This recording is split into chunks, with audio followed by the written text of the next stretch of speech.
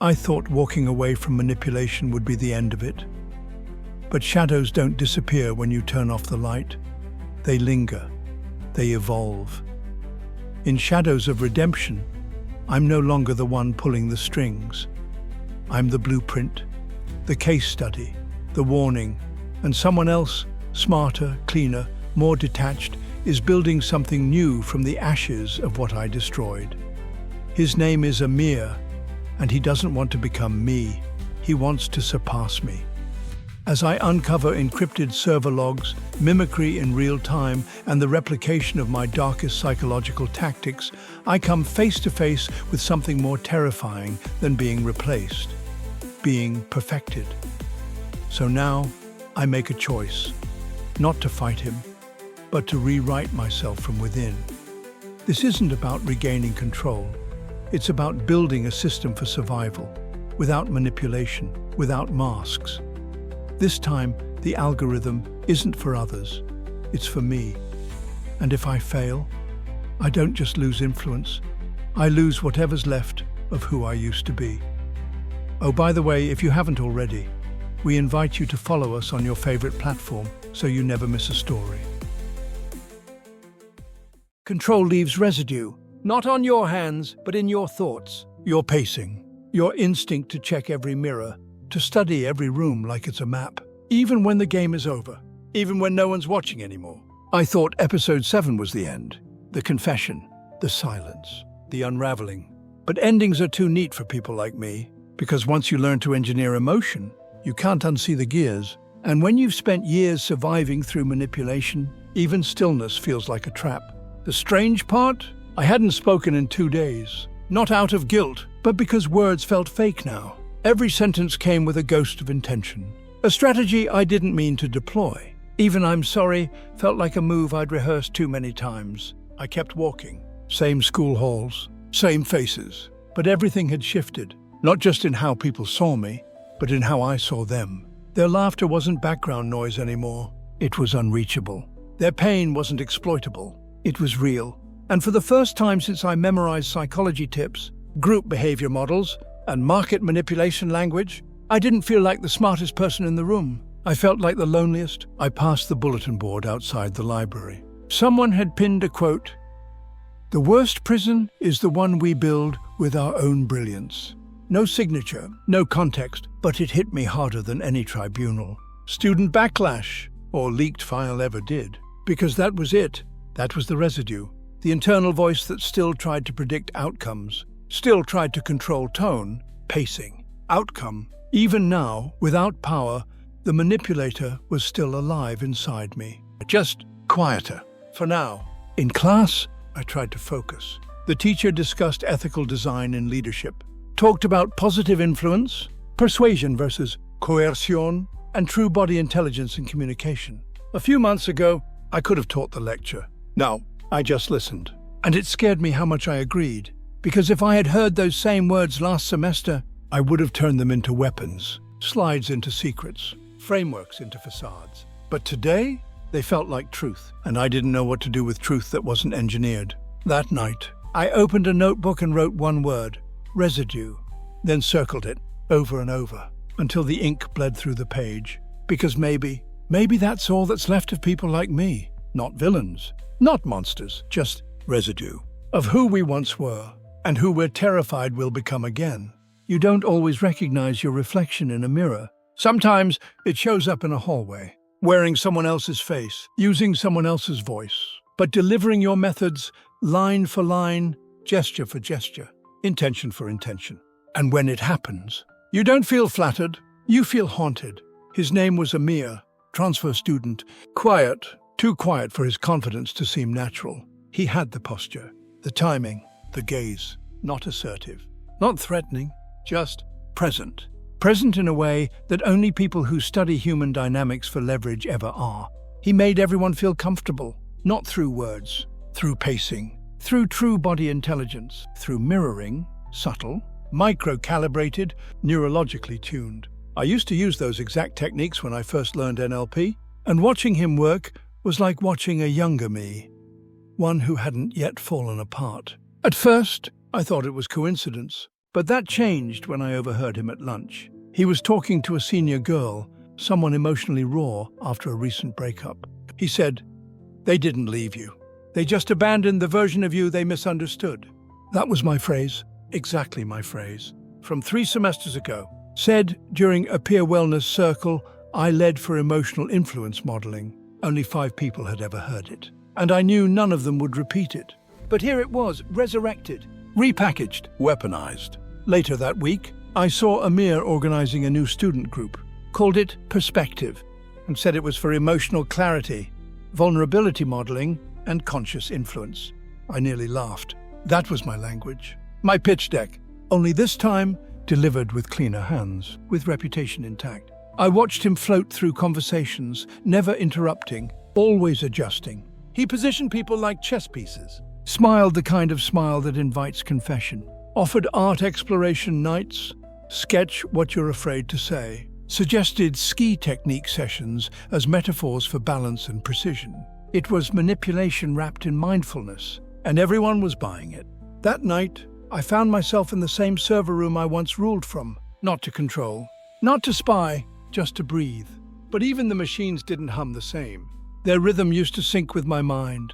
Now, they were indifferent, like the system had a new architect. And this time, it wasn't me. I'm not afraid of being forgotten. I'm afraid of being replaced. And Amir, he wasn't a threat to the school. He was a threat to the quiet I earned. Because if he builds what I once built, even if he does it better, that means the darkness in me wasn't an accident. It was a blueprint, and he's following it like gospel. There's a myth that once you walk away from power, it stops echoing. That if you delete the files, if you burn the notebooks, you can rewrite yourself. But what they don't tell you is this: code remembers. Data doesn't forget because you grew a conscience. And somewhere inside the server room, my ghost was still whispering. I hadn't touched the old terminal since Evan's override. But after Amir's sudden rise, after the signs, the mimicry, the reused phrases, I needed answers. I needed to know if my blueprint had leaked or if it had resurrected itself. I logged in with a clean student ID, a new identity, unlinked, anonymized. The system was slower now, archiving updates, firewall revisions, but deep within the admin layers, behind the interface that no student should ever access, I found it. A hidden directory labeled Mirror Fithi. Inside, encrypted recordings, data points from old manipulation scenarios I had run, emotional response graphs, social reaction trees, taglines like emotionally receptive under stress, responds positively to mirrored vulnerability, delay withdrawal, flood with ethical language. These weren't mine anymore. They had been updated, modified, enhanced, and at the bottom of the structure, a text file, last modified 2 weeks ago. Author, Amir. I opened it. Inside were journal entries, clinical in tone, cold in insight, but terrifyingly accurate. The subject, formerly known for dominant control tendencies, now displays emotional hesitation and vulnerability, instability. Current posture, weakened. Prediction, loss of identity, potential for reinfection.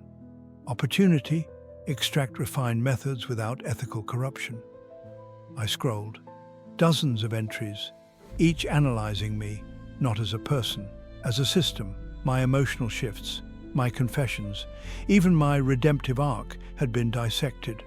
I wasn't just watching someone mimic me, I was being monitored, reverse engineered, broken down to cognitive components and emotional conversion rates. I wasn't the manipulator anymore, I was the test case, a case study in how dark psychology could evolve under the guise of enlightenment. That night, I sat in front of the server window. My reflection stared back, tired, wired, unraveling again. And behind it, on the screen, were words I couldn't unsee. Version 1 burned the bridges. Version 2 is learning how to build empires on the ashes. I thought I was watching my legacy unravel. But I was wrong. I wasn't witnessing the end of my influence. I was watching it evolve. Amir wasn't trying to replace me. He was trying to perfect me, to replicate the methods without the mess, to extract the skill without the sickness, to wield persuasion like a scalpel, sterile, precise, without guilt. But what he didn't realize is that you can't inherit darkness without carrying the infection. I used to believe what made me dangerous was knowledge, cognitive psychology, group behavior control, market emotion reading, social engineering. But what truly made me dangerous, what made me effective, was that I had no firewall between learning and using. And Amir? He was building the same neural machinery, but faster, cleaner, with upgraded tools and tactics cloaked in ethical terminology. He wasn't spreading fear, he was spreading clarity, and people were eating it up like peace. But it wasn't peace.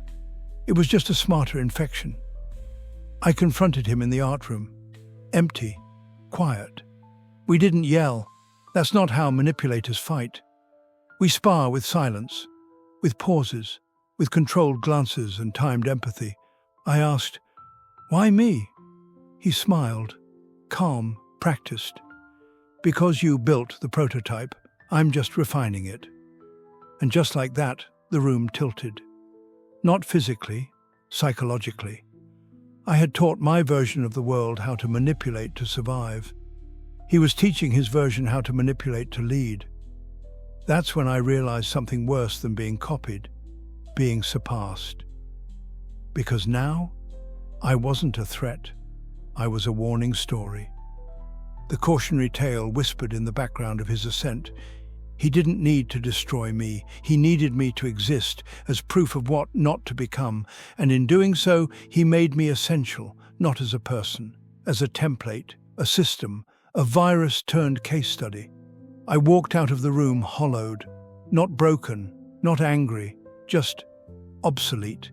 Because when your worst ideas survive longer than your best intentions, you realize influence is infection. And Amir was now version 2. Not corrupted, just cleaner, more efficient, deadlier by design. There's something no one tells you about redemption. It doesn't arrive like a sunrise. It comes like code, fragmented, messy, tested, broken. And if you're lucky, rewritten. After Amir, after the confrontation, after realizing I was no longer the architect of the narrative, just the blueprint, it became clear I couldn't destroy what I created. But maybe I could design something new, not for others. For me, I opened a new notebook, the same one where I used to map out market psychology curves, group behavior simulations, manipulation arcs disguised as leadership growth. This time, blank page, black ink, no audience, no strategy. Just one idea, rebuild, don't reroute. I started writing, not apologies, not memoirs, a system, but not one for control, a framework for awareness, where every emotional reaction was logged, not for leverage, but for understanding, where every manipulative instinct was flagged, tracked like a virus entering my bloodstream. And for every one of them, I built ethical countermeasures. If I felt the urge to mirror someone's pain, I paused. If I crafted my tone for influence, I rewrote the sentence. If I tried to use body language to shift power, I left the room. I called it the redemption algorithm. Not because I thought it would save me, but because I needed something mechanical to keep me honest. Because people like me, we don't heal in poetry. We heal in structure, in sequence, in testing, in auditing the damage, in rerouting the output. Weeks passed.